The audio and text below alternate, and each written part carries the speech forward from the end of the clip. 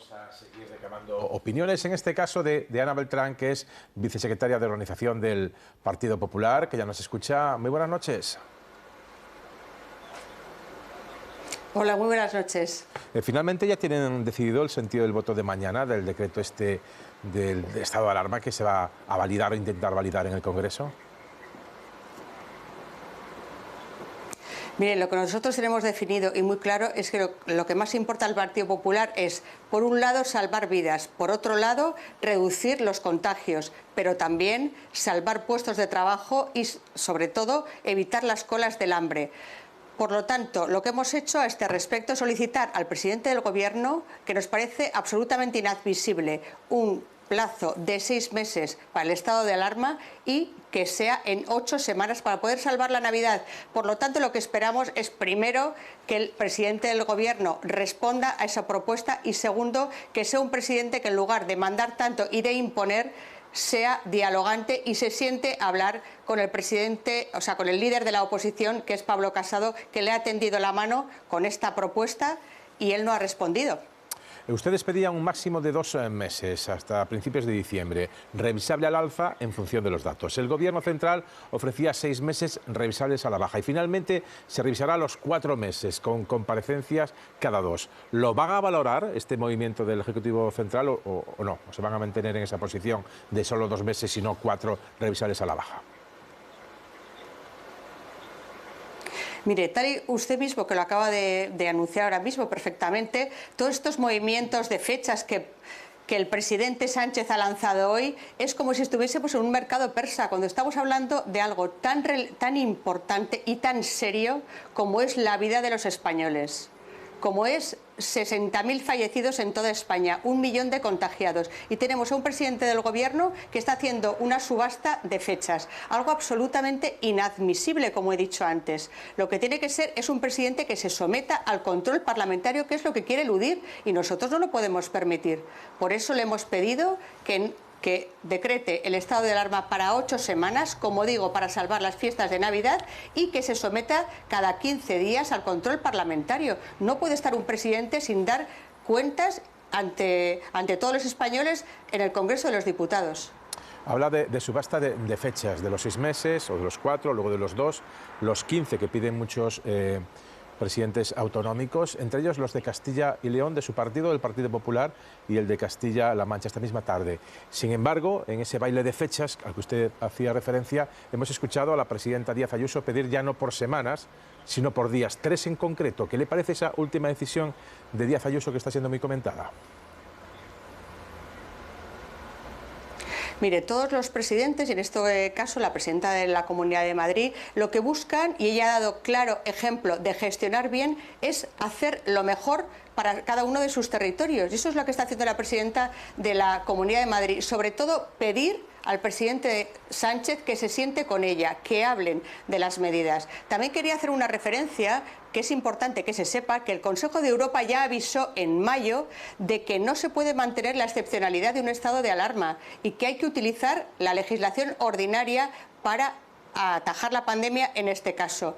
Y el presidente Sánchez está haciendo caso omiso de esa recomendación, casi exigencia del Consejo Europeo.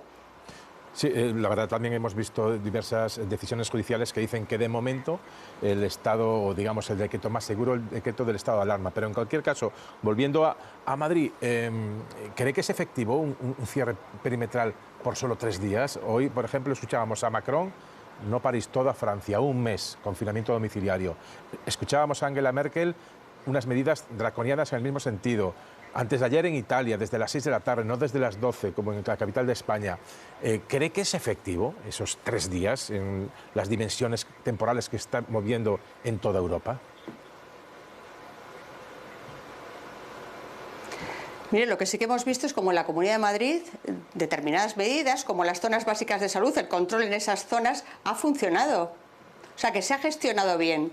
Y también tenemos que tener claro que el único país de Europa que va a imponer un estado de alarma durante 6 meses es España. Eso hay que tenerlo en cuenta. El decreto del estado de alarma, a fin de cuentas, va a ser una herramienta en manos de las comunidades autónomas, de los gobiernos regionales que exigían poder de decisión en esta crisis. Lo vimos sobre todo en el primer estado de alarma, en la primera oleada. Entre ellas, las 5 que gobiernan ustedes, las del Partido Popular. ¿Creen que es una buena oportunidad para que el sistema autonómico se reivindique, se reinvente, o hay que darle una vuelta a esto del estado autonómico? Mire, lo que sí que hay que tener claro es que cuando los diferentes gobiernos y las comunidades autónomas pedían poder tomar medidas ellos directamente, era sobre la desescalada, no sobre el estado de alarma. Por lo tanto, esto no tiene por qué poner en cuestión el estado de las autonomías, en absoluto. Lo que hay que tener claro lo que no se puede es dejar en evidencia lo que se deja en evidencia, perdón, es que el presidente del gobierno lo que quiere es lavarse las manos, eludir toda responsabilidad, todo lo que no le interesa a él explicar. De hecho, ni siquiera va a tener la valentía mañana de comparecer y de explicar ese estado de alarma que nos quiere imponer a todos los españoles de 6 meses en el Congreso de los Diputados. Y lo va a dejar en manos del ministro Illa. Le vuelvo a formular la pregunta de otra manera. 6 meses parecen mucho para ustedes, 4 también, hablan de 2 meses, 8 semanas. Le vuelvo a hacer la misma pregunta. Los 3 días, confinar 3 días en una ciudad como Madrid, ¿cree que es efectivo con los niveles de pandemia que tenemos? Insisto, si usted se está refiriendo a las propuestas concretas de una comunidad autónoma, esa comunidad autónoma lo tiene que hablar con el presidente del gobierno. O sea, yo no me voy a posicionar si es mucho, si es poco. Lo que yo le digo ahora mismo es que un estado de alarma de 6 meses es absolutamente inasumible. Y es una barbaridad, como bien lo decía Felipe González, que decía más claro todavía que es una absoluta locura. Otra cuestión.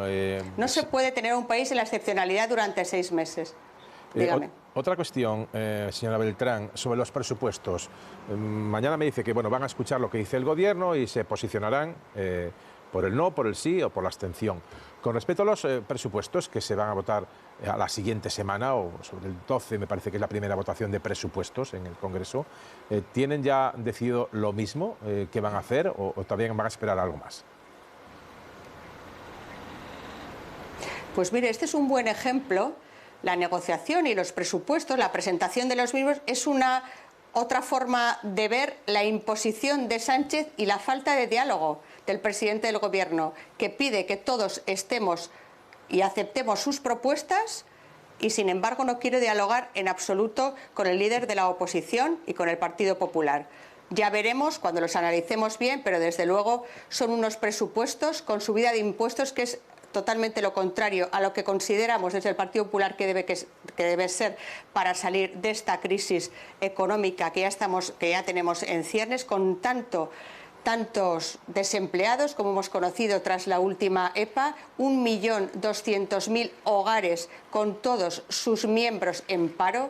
Esa es la verdadera preocupación del Partido Popular, y lo que tiene que hacer el Gobierno es hacer unos presupuestos que sobre todo tengan flexibilidad laboral y que además tengan incentivos para que las empresas puedan crear puestos de trabajo. No a base de impuestos se gestiona. Desde el Partido Popular tenemos claro que lo mejor para ahora mismo, para nuestro país, es precisamente en pandemia reducir los impuestos. Pero bueno, los impuestos... entre otras medidas, por supuesto. Los impuestos, según yo he leído, pasa que seguramente lo he interpretado mal, suben solo para rentas muy altas, 0,16% de los españoles. Es una parte muy, muy, muy pequeña. Incluso el gasóleo parece que no se va a subir, no se van, digamos, a dejar de subvencionar.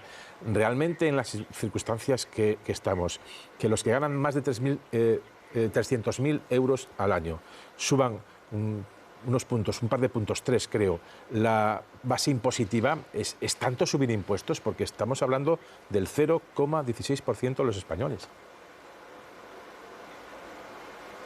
Mire, eso afecta a todos, y la subida del impuesto a los refrescos y no bajar el IVA de las mascarillas y el impuesto en teoría al diésel, a la tasa Google. Es que son muchos otros impuestos, no solamente me estaba refiriendo al impuesto sobre la renta, impuestos también a las empresas. Esa no es la vía que considera el Partido Popular para sacar un país de la crisis y para incentivar el crecimiento y el desarrollo económico, y tampoco para incentivar la creación de puestos de trabajo. Lo dejamos ya, pero una última cuestión. Volviendo al decreto del estado de alarma, la votación de mañana, porque hay algunos medios, dicen, el PP ya tiene decidido el voto. Ni sí ni no. Abstención. ¿Usted qué me dice? Pues lo mismo que le he dicho antes. Vamos a esperar a ver si el presidente del Gobierno acepta la propuesta del líder de la oposición, de Pablo Casado, de que solamente haya estado de alarma durante 8 semanas.